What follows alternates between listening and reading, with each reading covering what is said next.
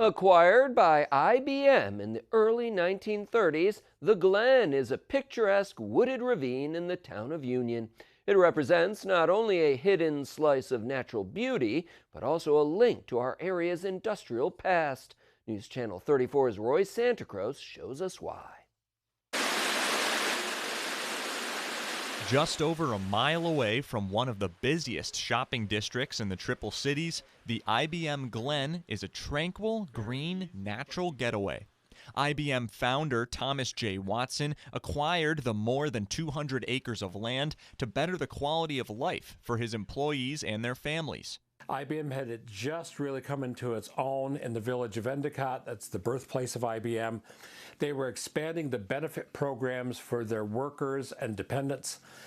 So they purchased that to create a country club.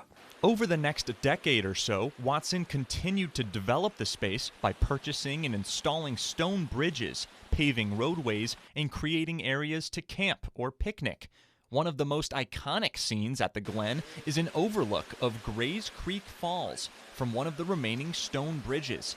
The bridges cross bubbling creeks and connect the miles of paved and unpaved walking paths around the park.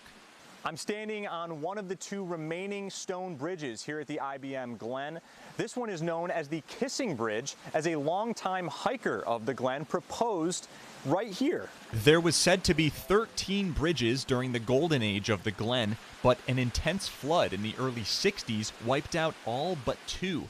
The Glen has remained a hidden gem of the community until the early 2000s when IBM announced plans to log the trees. Basically about 100 acres was supposed to be logged, and that's when people got really upset.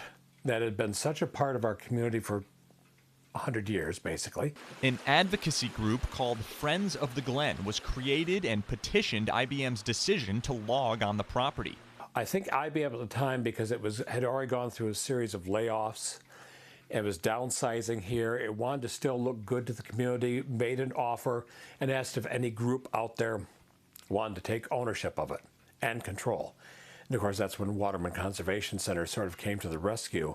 IBM transferred the property over to the Waterman Conservation Center based out of Appalachian, New York in 2004. Waterman manages several nature preserves across the southern tier. Not only is this a beautiful resource for the community, but it's also kind of a ecological conservation laboratory. As you walk the Glen, you're traversing through a variety of habitats and landscapes. This has different things to offer than, say, Buttermilk Falls in Ithaca or Chittenango close to Syracuse.